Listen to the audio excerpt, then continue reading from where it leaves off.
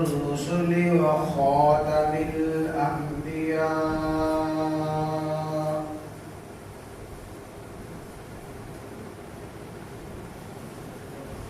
اللهم صل على روضة محمد في الرياض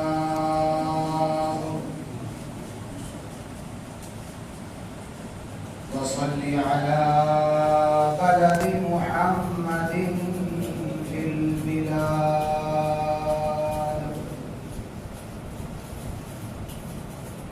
وصل على قبر محمد في القبور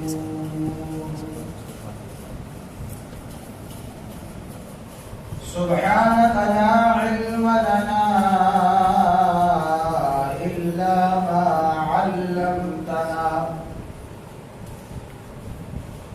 إنك أنت العليم الحكيم رب اشرح لي صدري ويسر لي أمري واحلل عقدة من لساني يفقهوا قولي رب زدني علما رب زدني علما رب زدني علما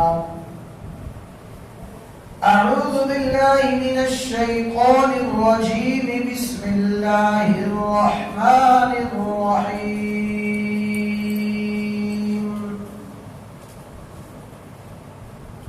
الحج أشهر معلومات وقال الله تبارك وتعالى في مقام آخر وأذن في الناس بالحج يأتوك رجالا وعلى كل ضامن يأتين من كل فج عميق وقال الله تبارك وتعالى وأتموا الحج والعمرة لله وقال الله تعالى إن أول بيت وضع للناس للذي ببكة ولله على الناس حج البيت من استطاع إليه سبيلا صدقت يا رب العالمين إن الله وملائكته يصلون على النبي يا أيها الذين آمنوا صلوا عليه وسلموا تسليما اللهم صل على محمد وعلى آل محمد كما صليت على إبراهيم وعلى آل إبراهيم إنك حميد مجيد اللهم بارك على محمد وعلى آل محمد كما باركت على إبراهيم وعلى آل إبراهيم إنك حميد مجيد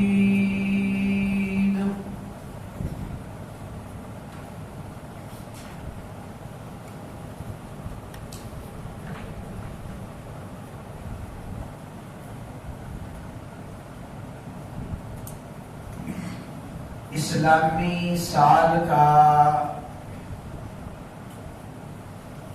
10واں مہینہ ماہ شوال شروع ہو چکا ہے۔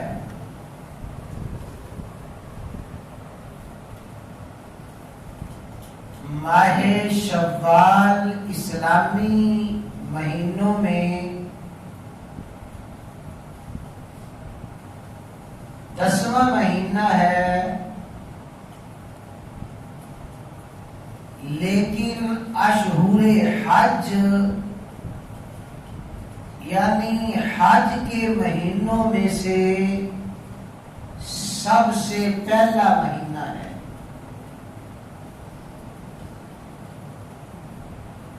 ارشاد باری تعالی ہے الحج اشہر معلومات، حج کے مہینے متعین اور مقرر ہیں۔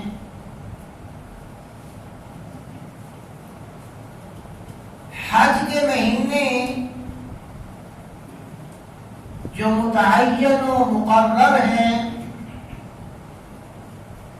وہ 3 مہینے ہیں۔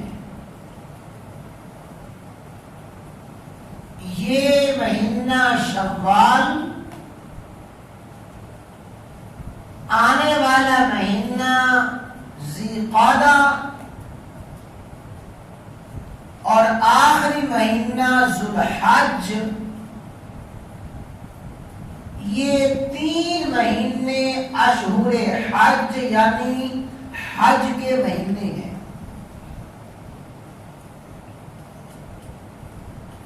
حج کے مخصوص ارکان اور حج کے مخصوص افعال تو ماہ ذوالحجہ کی 8 تاریخ سے شروع ہوتے ہیں، لیکن اگر کوئی صاحب ہمت، خوش قسمت و خوش نصیب حاجی اس شوال کی 1 تاریخ سے حج کا احرام باندھ لے، پورا شوال کا مہینہ احرام باندھے رکھے، ذی قعدہ کا پورا مہینہ حالت احرام میں رہے، اور پھر ذوالحجہ میں مناسک حج ادا کر کے احرام کھول لے، جو کم و بیش 2.5 ماہ کا عرصہ ہے۔ 2.5 ماہ تک کوئی شخص حج کا احرام باندھے رکھے تو حج کا احرام باندھ سکتا ہے۔ آج کے دور میں ہمیں یہ بڑا مشکل محسوس ہوتا ہے کہ 2.5 ماہ تک کوئی شخص حالت احرام میں کیسے رہ سکتا ہے، چونکہ نہ ہم نے وہ وقت دیکھا، نہ وہ صاحب ہمت لوگ دیکھے، نہ وہ ذوق اور شوق، جذبہ، ولولہ اور تڑپ رکھنے والے مسلمان دیکھے، ورنہ شوال کی 1 تاریخ سے حج کا احرام باندھنے والے اور پھر پورا شوال کا مہینہ حالت احرام میں رہنے والے، ذی قعدہ کا پورا مہینہ حالت احرام میں گزارنے والے،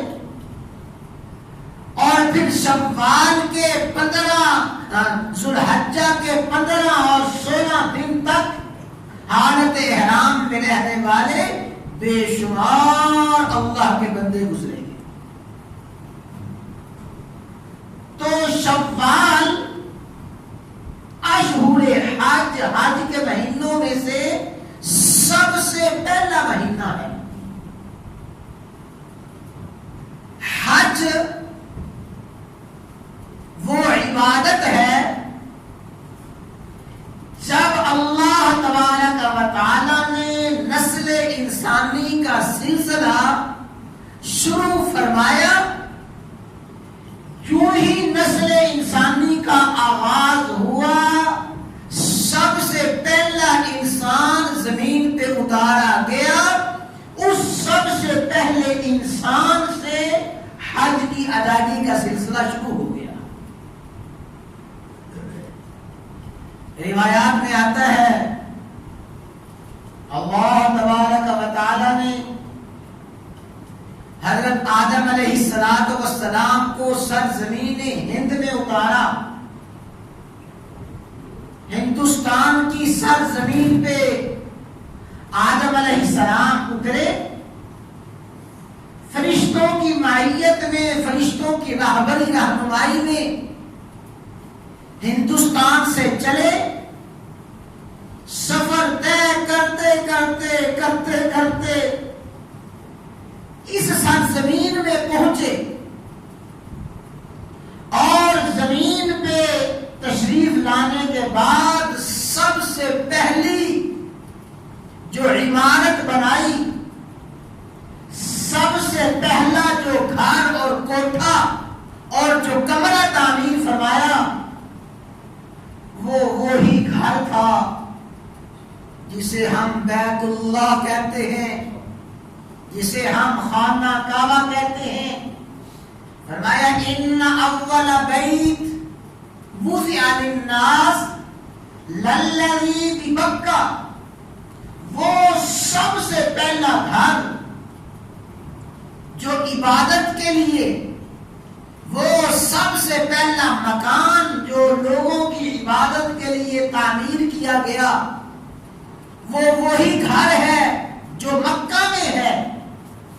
وہ بیت اللہ سب سے پہلی عمارت ہے، بیت اللہ سب سے پہلا گھر ہے جو حضرت آدم علیہ السلام نے تعمیر فرمایا.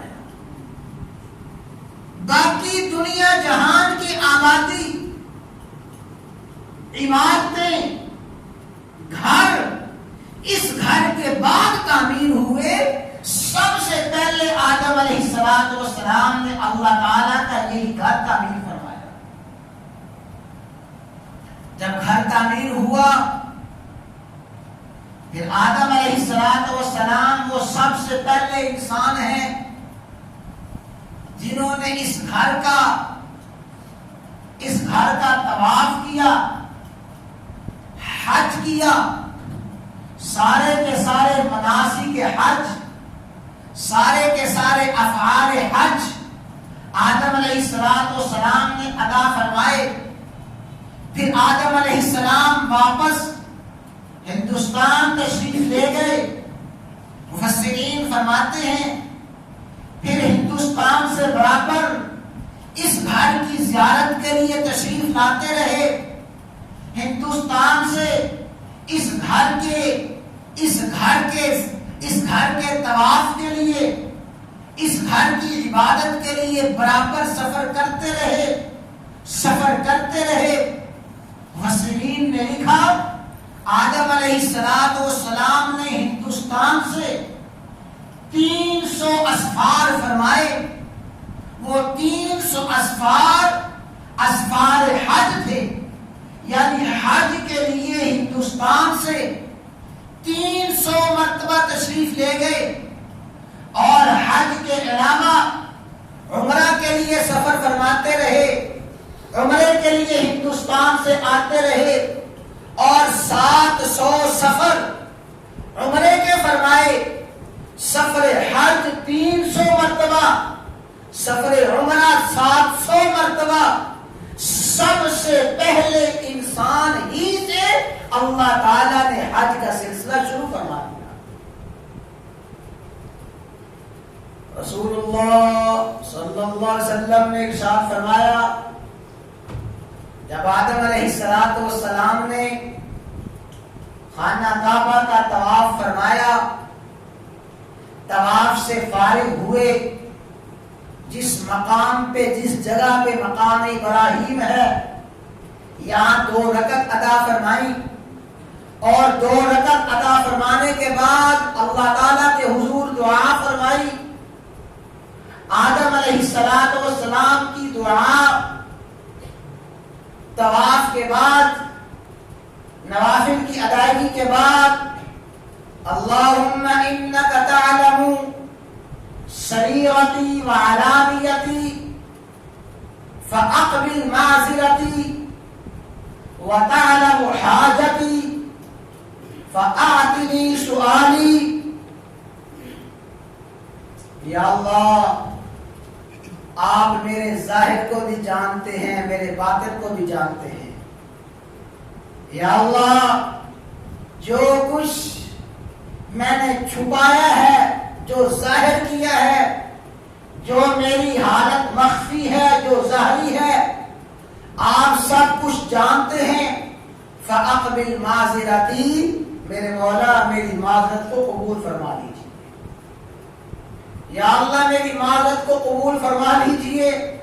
وَتَعْلَمُ حَاجَتِي، یا اللہ جو میری ضروریات ہیں، جو میری حاجات ہیں، جو میری حاجات و ضروریات ہیں وہ آپ کے علم میں ہیں. فَأَعْتِنِي سُؤَالِي، یا اللہ میری ضروریات جو کچھ میں مانگ رہا ہوں مجھے عطا فرما دیجیے. وَتَعْلَمُ مَا فِي نَفْسِي فَاغْفِرْ لِي ذَنْبِي، یا اللہ جو کچھ میرے دل میں ہے آپ جانتے ہیں. فَاغْفِرْ لِي ذَنْبِي، میرے مولا میرے گناہوں کو معاف فرما دیجیے.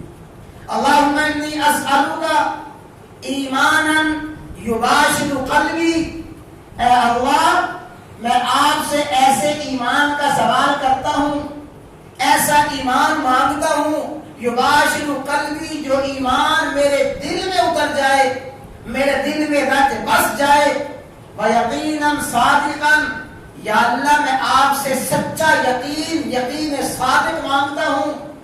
ایسا یقین صادق جب بھی مجھے کوئی تکلیف آئے، پریشانی آئے، مجھے یقین ہو کہ ہر پریشانی اور ہر تکلیف آپ ہی کی طرف سے ہے. وَرِزَمْ بِمَا قَسَمْتَ لِي، یا اللہ جو کچھ آپ نے مجھے دیا ہے میں اس کے راضی ہو جاؤں. یہ حضرت آدم علیہ السلام سب سے پہلے دعا فرماتے ہیں. اللہم انک تعلم سریرتی وعلانیتی، اللہم انک تعلم سریرتی وعلانیتی فاقبل معذرتی، وتعلم حاجتی فاعطنی سؤالی، وتعلم ما فی نفسی فاغفر لی ذنبی. اللہم انی اسألک ایمانا یباشر قلبی ویقینا صادقا، یا اللہ مجھے سچا یقین عطا فرما.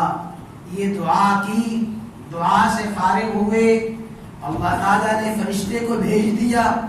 فرشتے نے آ کے خوشخبری دی، اے آدم اللہ تعالیٰ نے آپ کی اس دعا کو قبول فرما لیا ہے، اور آپ کو بشارت ہو آپ کے حق میں یہ دعا قبول کی گئی.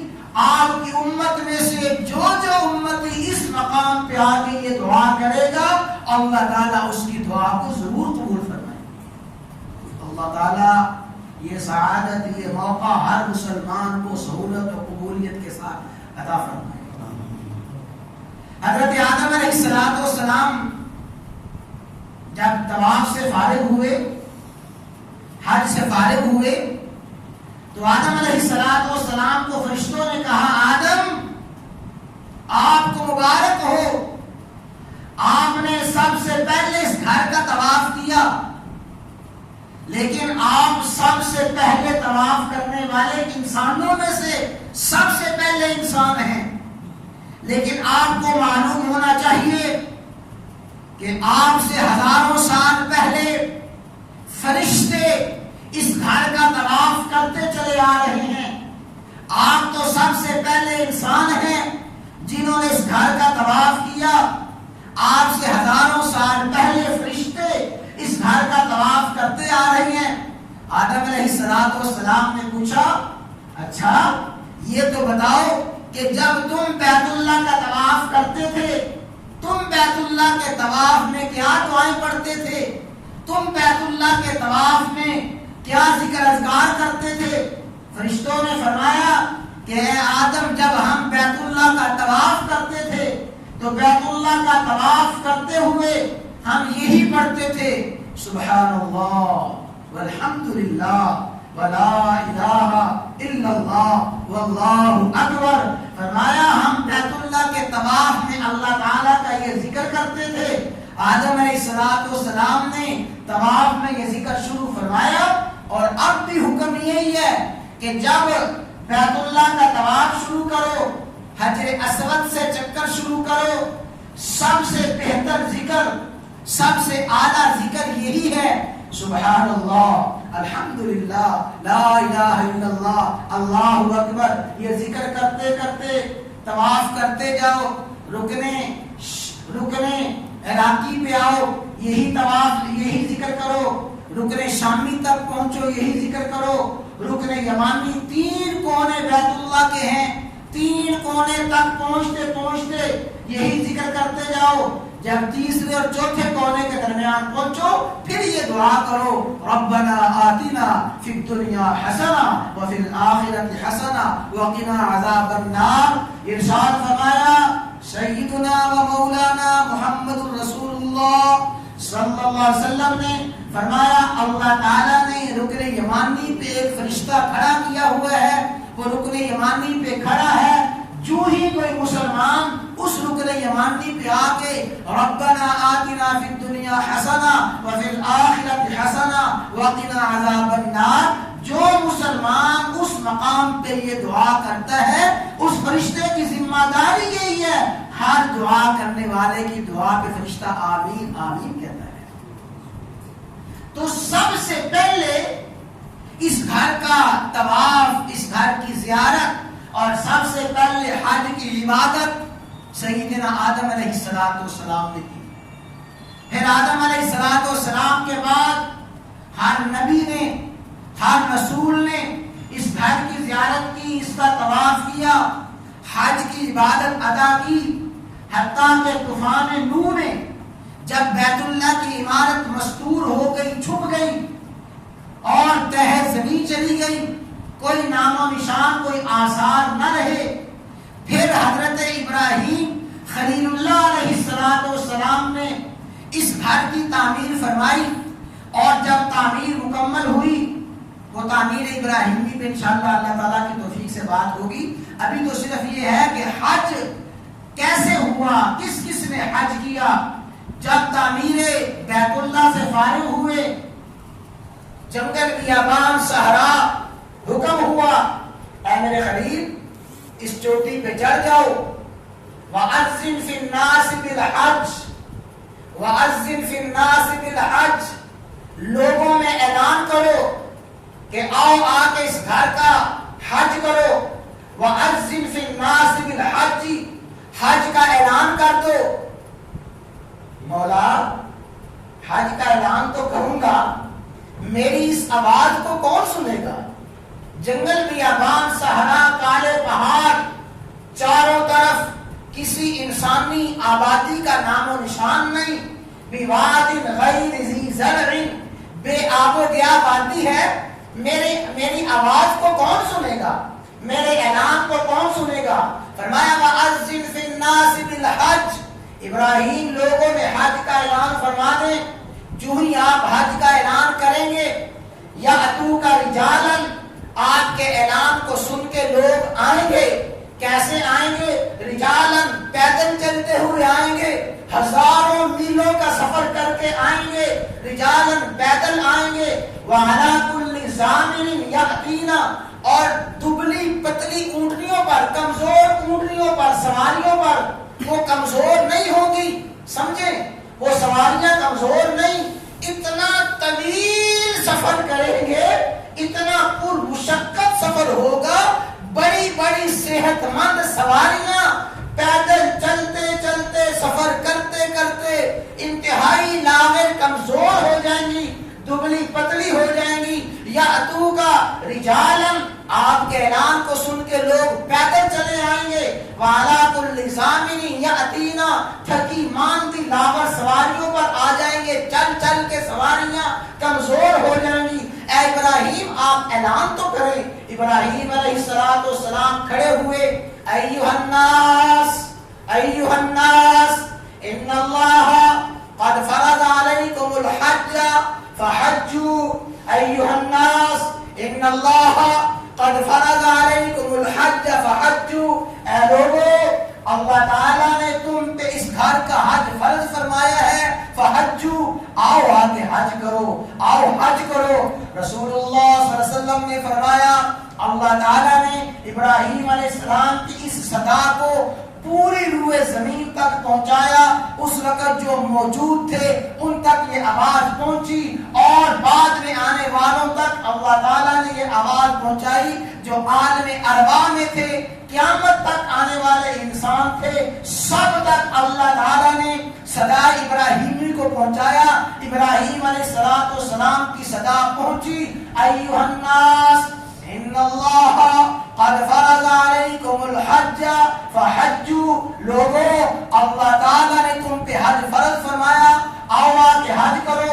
فرمایا رسول اللہ صلی اللہ علیہ وسلم نے جو خوش قسمت، خوش نصیب، سعادت مند تھے، بختوں والے تھے، نصیبوں والے تھے، انہوں نے جو ہی ابراہیم کی آواز کو سنا، آواز کو سنتے ہی کہا لبیک لبیک، ابراہیم آپ کی صدا پہ ہم حاضر، ابراہیم آپ کی صدا پہ ہم حاضر۔ فرمایا رسول اللہ صلی اللہ علیہ وسلم نے جنہوں نے صدا ابراہیمی کو سن کے لبیک کہا، جس نے لبیک کہا اللہ تعالیٰ نے اس کو ضرور بضرور اس گھر کی حاضری نصیب فرمائی اور حاضری نصیب فرمائیں گے۔ اور سنو، فرمایا جس نے ایک مرتبہ لبیک کہا ایک مرتبہ اس گھر میں حاضر ہوگا، جس نے 2 مرتبہ لبیک کہا 2 مرتبہ، جتنی مرتبہ لبیک کہا ہوگا اللہ اتنی ہی مرتبہ اس گھر کی حاضری نصیب فرمائے۔ ابراہیم علیہ السلام نے اس گھر کی تعمیر فرمائی اور پھر اس کا حج فرمایا، لوگوں نے حج کا اعلان فرمایا۔ تو ابراہیم علیہ السلام کے اعلان کے بعد حج کا جو سلسلہ شروع ہوا، اللہ اکبر، میں نے شروع میں عرض کیا نا، ہمارے ذہنوں میں تو آ نہیں سکتا کہ 6 ماہ کا سفر، 6 ماہ کا سفر، جو ہی سال شروع ہوا، حج کے قافلے روانہ ہوئے، پیدل سفر ہے، سواریوں پہ سفر ہے، وادیاں طے کرتے ہوئے، پرمشقت راستے طے کرتے ہوئے، سینکڑوں آدمی، درجنوں آدمی چلتے ہیں، کئی آدمی راستے ہی میں فوت ہو گئے۔ یہ سارے کا سارا قافلہ چلا جا رہا ہے اور دوسرا قافلہ حج سے واپس آ رہا ہے۔ 6 ماہ تک چلتے جا رہے ہیں اور 6 ماہ واپسی کا سفر ہے، اور کئی خوش قسمت خوش نصیب لوگوں کے حالات میں سال کا سفر، کئی سالوں کا سفر کیا، مہینوں کا سفر کیا، اس گھر کی حاضری کے لیے پہنچے۔ اور ابھی قریب زمانے میں ہمارے ایک شیخ گزرے ہیں، چکوال میں بہت بڑی عظیم ہستی گزری ہیں، خواجہ غلام حبیب نقشبندی رحمہ اللہ تعالی، جو ہمارے پیر ذوالفقار صاحب ہیں، بھی تشریف لائے چند دن پہلے یہاں۔ ان کے شیخ خواجہ غلام حبیب نقشبندی رحمہ اللہ تعالی، انہوں نے اپنے سفر نامے میں لکھا، فرمایا کہ جب ہم جدہ میں پہنچے، جدہ سے ہم چلے مکہ مکرمہ میں، 6 دن میں ہم جدہ سے مکہ مکرمہ پہنچے۔